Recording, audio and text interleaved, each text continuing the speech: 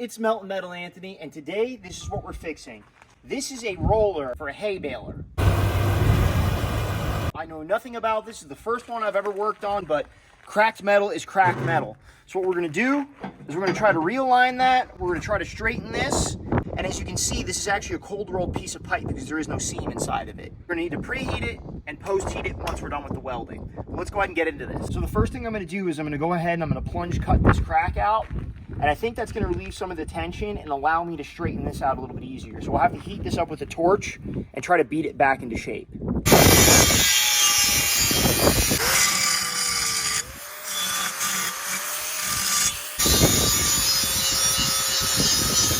can see it's getting a little closer. So we've got this pretty well beveled out. Now I'm gonna pull this out of the vise and we're gonna go ahead and bevel this part and try to get this thing as straightened out as we can. We don't wanna clamp down too hard because we don't wanna put any Mars into this shaft.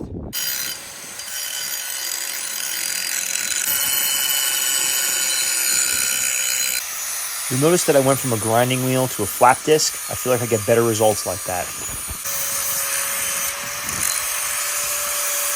Spotting a small crack right there, so we're also going to plunge that real quick. You can really see it on the inside right there.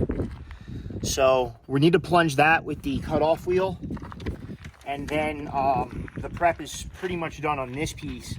So it's the next day. I went ahead and finished my other project, and now it's time to get back to this one. It's heated. I'm going to put this piece of pipe in there and try to bang against it with a hammer and hopefully reform it.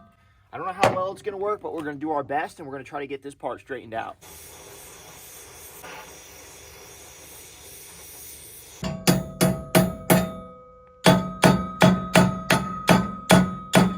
Here's what it looks like all up close.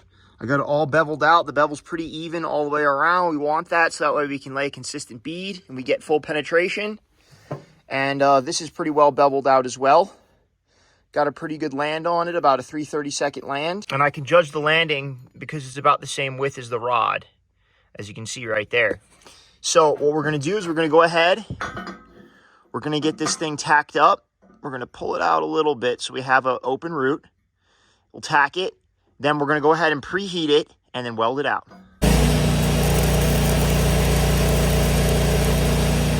So my next step is I need to level the truck out. And you're probably saying to yourself, why do I need to do that? Well, actually what I need to do is I need to level my workpiece out. And the reason is because in order for me to get this square, I need the top of this to be level. It's the same thing you would do with pipe. You usually do this with, pipe stands. I don't have any pipe stands here. They're all in Florida. So maybe I should buy some, but whatever. We're gonna do it like this and it's gonna work. So basically I'm just gonna use the jack on my truck to level the vise out. And then we're gonna go ahead and level the face of this thing out.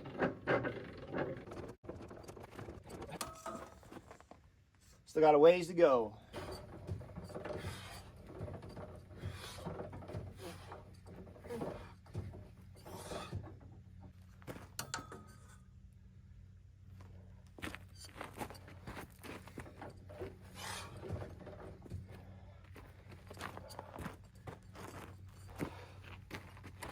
A few inches later. So as you can see right there, we have the top of this level, which now means we can take it and level our face. So we're pretty close. We need to come out just a little. So we need to come out that much in order to make this thing level. I don't have a wedge like I would if I was a pipe guy. What I do have is a screwdriver. And that'll work just fine. So I got a piece of MIG wire shoved in there and it seems to be about the right gap. But like I say, wherein lies the problem is that it's probably gonna try to vibrate itself out. I know you guys are thinking, how can you have a bullet level? Well, I can't fucking find it this morning, that's why. All right, so now it's fucking dead nuts right there. So hopefully when I turn the machine on, it doesn't vibrate that out.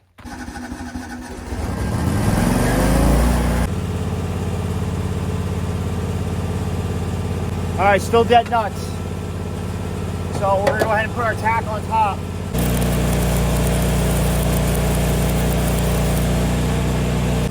Dead on. So it's dead on this way. Now I need to spin it about 45 degrees and then we're gonna need to check it this way. All right, we have it level on top again. Now we're gonna come over here and check our level this way. Oh, it's fucking dead nuts. So what we're gonna do is we're gonna put the screwdriver into an appropriate gap, like right there, check it again. All right, so I'm putting the screwdriver in there so my gap doesn't close.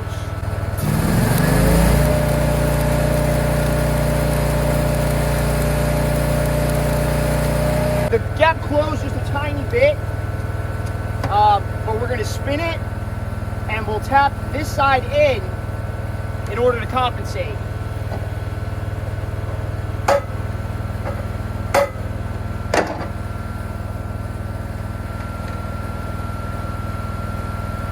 Perfect. So I'm finding out now that I got this thing tacked up is my gap is not what I wanted. So I'm gonna have to run the grinder through this once I'm done tacking it.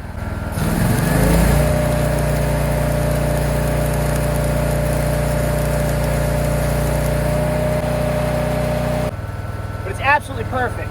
So you see my gap is a little uneven. Right there, it's too tight. That's about what we're looking for right there. So we're gonna run the grinder through until it's about consistent with that. Re-bevel, bevel our tacks, turn the heat up. We're gonna go up past, now probably to 95 for my root because there is something behind it. And then once we get over to this section, we'll probably drop it down, probably about like 75. I'm gonna be using 60-10 as a root. I'm gonna be running it probably uphill. I'm gonna see how it runs. I'm gonna start here at about 6 o'clock on the pipe, run it up, see how it does, and if it's doing well for me, that's how I'll weld the rest of it out. If it doesn't, we'll cut it out, try again.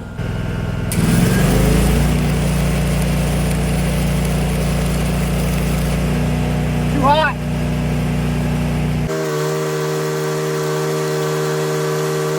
Almost.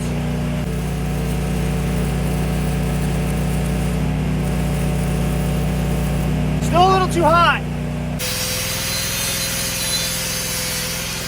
So I made a mistake, but I think I caught it before it's too late. We need to preheat this thing to about 250, 300 degrees before we can weld it.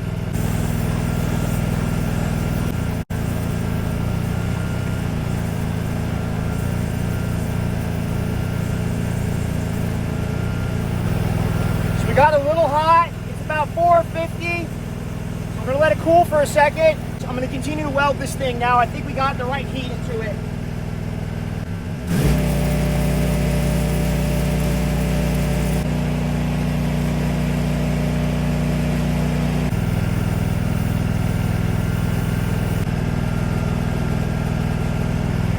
So you can see we got about, if you can see that, we got about 422 right now. So we're gonna let her come down. 300, she's ready to weld.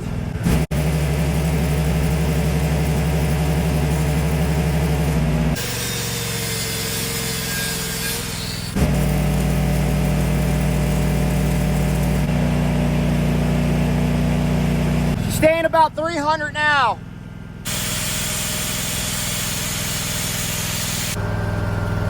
As you can see, it's not perfect by any means, but that's a pretty damn good root for a guy who doesn't do this every day. So what we're gonna do is take the grinder in there and notch that down, back flush, and we're gonna run the grinder back and forth just to make sure my gap is correct.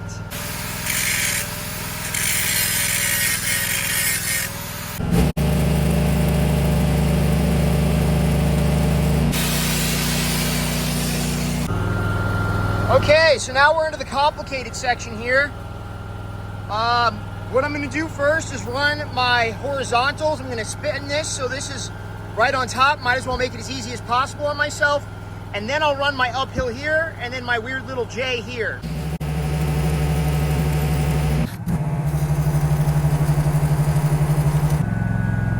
It's about 270 degrees, so I'm gonna keep welding.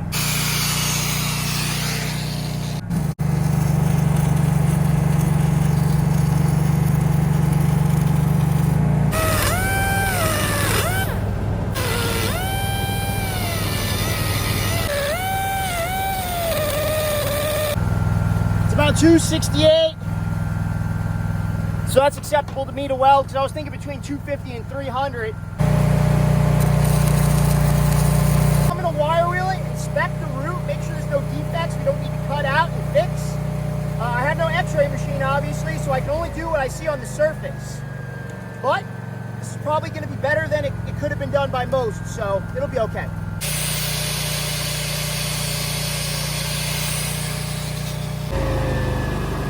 Okay, by no means is it a perfect root, but it wasn't a perfect fit. So what we're gonna do now is we're gonna grind this thing out, and then we're gonna lay our 7018 cap in it. All right, so I've got it all ground out. It looks good. I don't see any pinholes, any imperfections. So I'm gonna go ahead and I'm gonna start capping this with 7018. Again, what we're gonna do real quick is we're just gonna check our temperature. So it needs to be heated up. Don't have a rod oven here. Underneath these rods, you can see moisture coming out of them. They're getting kind of spicy right now, so I can't really touch them. You really should preheat your rods for an application like this in an oven or a rod oven or wherever you can. But this will get the job done here. Let's see what we got. We got 550 degrees, that should be good on that. Now let's preheat this. Got about 250, we're gonna go ahead and start welding. It's a little hot.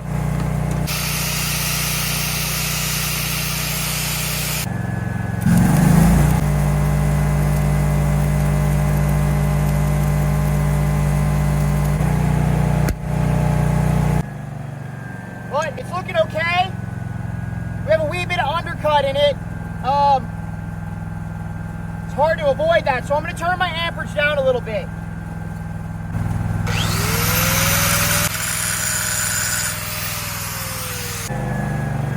We got about 240, that's good enough.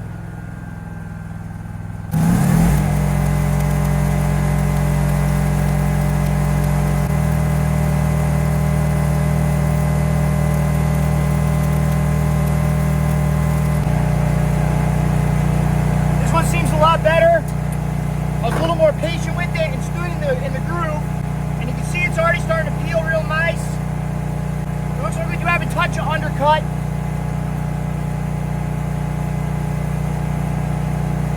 Still too hot. Still have a touch of undercut. I think what's happening is the preheat is throwing me off of what I'm used to.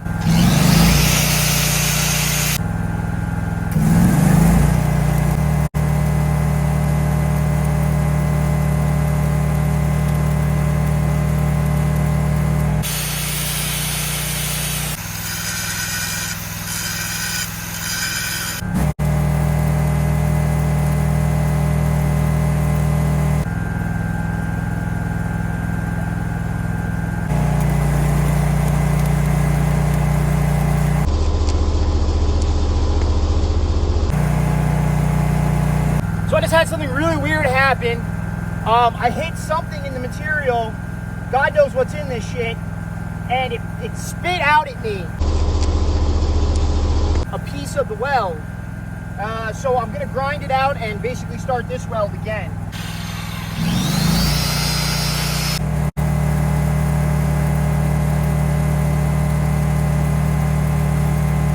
All right, so I've got it all welded out. As you can see, it looks pretty good. It might be a little bit of undercut, but I'll find out when I actually grind this thing out.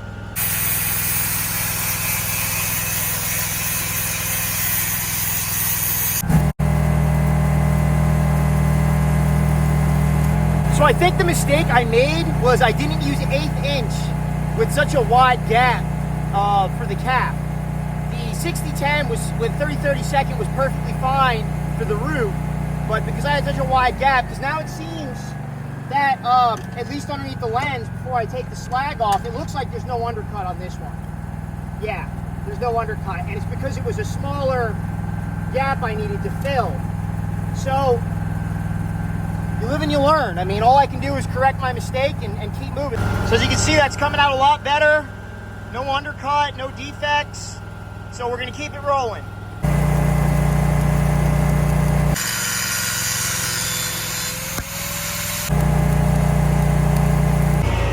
So it looks a lot better.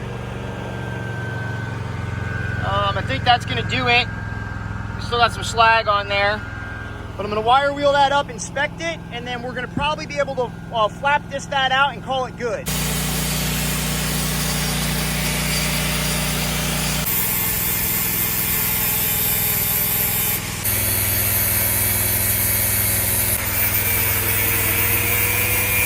She's all polished out. Let me give you the final close-up. So you can see it came out pretty good. I know you're thinking, oh, that's undercut porosity. No, it's not. Look at all the fucking nicks in this thing. It's a roller. Shit gets stuck up in this thing, and there's nicks all over it. I'm not going to make myself crazy chasing every little nick that's in this thing and has been in this thing. Where I welded is now solid. I checked everything. It all looks good. So, as you can see, it's all one piece. It's nice and square.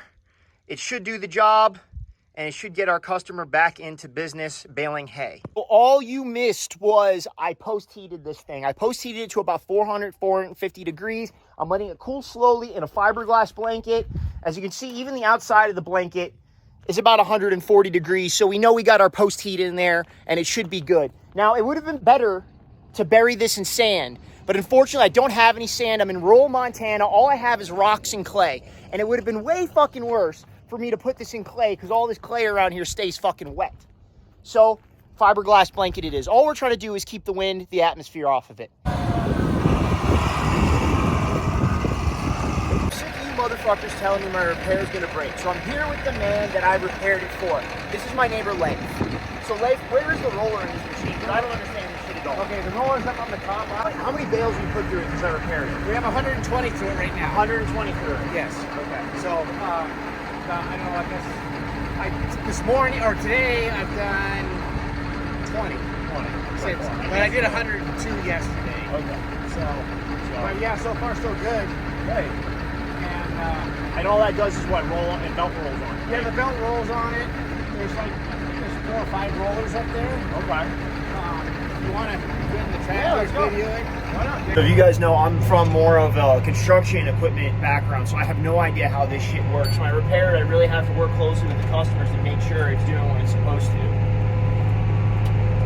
As you can see it, it's up there. Up in this corner is where I repaired, I'm pretty sure. Yeah, it's that back corner there. Top back corner. And you'll be able to see, when I lift up the gate, you'll be able to see the discoloration from the heat. Where I welded, yeah. Where you welded it. It's dropping right now. So it's that Okay. one on top. I can see it top left, Yep, right? Yep, that's it. Okay. So, back up. So it's that right there. Right there is where the repair is. You can see the clutch kicked in, so it started going again. So we're at 122 bales right now. 122 bales, and it has a bale counter, so okay. Yeah. Very interesting.